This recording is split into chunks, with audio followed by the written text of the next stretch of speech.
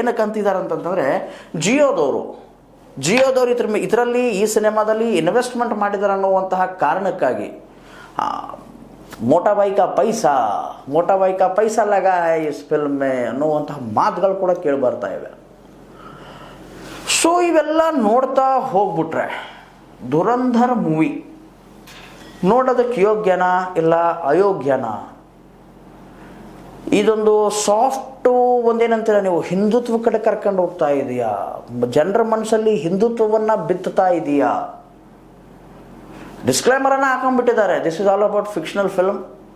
ಇದೊಂದು fictional film, ದೊಡ್ಡ ಡಿಸ್ಕ್ಲೈಮರನ್ನು ಹಾಕೊಂಡ್ಬಿಟ್ಟಿದ್ದಾರೆ ಸ್ಟಾರ್ಟಿಂಗಲ್ಲೇ ಅವರು ಫಿಲ್ಮ್ನವರು.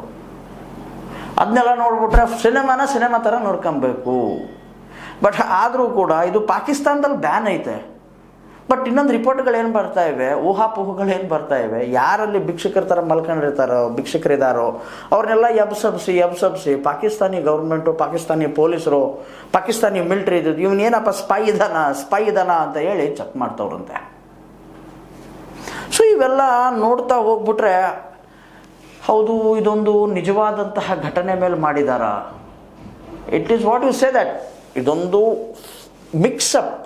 ಮಿಸಲ್ ಅಂತ ಕರಿಬೋದು.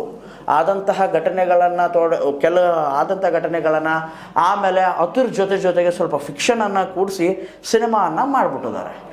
ನೋಡುಗರ ಕಣ್ಣಿಗೆ ತಂಪಾಗಿ ಕಾಣಲಿ ಅಂತ ಮಾಡಿಬಿಟ್ಟಿದ್ದಾರೆ. ಬಟ್ ಒಂದೇ ಮಾತು, 18 ಮೇಲಿನವ್ರು ಈ ಸಿನಿಮಾವನ್ನು ನೋಡಿ, 18 ಕೆಳಗಿನವ್ರು ನೋಡೋಕ್ಕೆ ಹೋಗಬೇಡಿ. ಏನಕ್ಕಂದರೆ ಇದು 18+ ಸಿನಿಮಾ ಇದು ಅಂತ ಹೇಳ್ತಾ ಧುರಂಧರ್ ಮೂವಿ 2 ರಿವ್ಯೂ H16 ಈ ಟೈಪ್ ಮಾಡಿದೆ. ನಿಮಗೇನಾದರೂ ಇದರಲ್ಲಿ ಇನ್ನೂ ಕೆಲವು ಪಾಯಿಂಟ್ಸ್ಗಳನ್ನು ಮಿಸ್ ಆಗಿದೆ ಅಂತ ಅನ್ಸಿದ್ರೆ ಕಮೆಂಟ್ ಬಾಕ್ಸ್ ನಿಮಗೋಸ್ಕರ ಫ್ರೀ ಐತೆ ವೀಕ್ಷಕರು, ಕಮೆಂಟ್ ಹಾಕೋದನ್ನು ಮರಿಬೇಡಿ. ಅದೇ ರೀತಿ ಈ ವಿಡಿಯೋನ ಶೇರ್ ಮಾಡಿ, ಅದೇ ರೀತಿ ನಮ್ಮ ಚಾನಲನ್ನು ಸಬ್ಸ್ಕ್ರೈಬ್ ಮಾಡಿ ಅಂತ ಹೇಳ್ತಾ ಇವತ್ತಿನ ಕಂಡ ಹಾಗೆ ಶೋಗೆ ನಾನು ಹೇಳ್ತಾ ಇದ್ದೀನಿ, ಮಂಗಳ ಆಡ್ತಾ ಇದ್ದೀನಿ. ಸೊ ಇನ್ನು ಮುಂದಿನ ಶೋಗಳು ಯಾವ ರೀತಿ ಇರುತ್ತೆ ಮತ್ತೆ ಕಾಯ್ದು ನೋಡಿ ಅಂತ ಹೇಳ್ತಾ H16 ಇದು ಸತ್ಯದ ಕೈಗನ್ನಡಿ.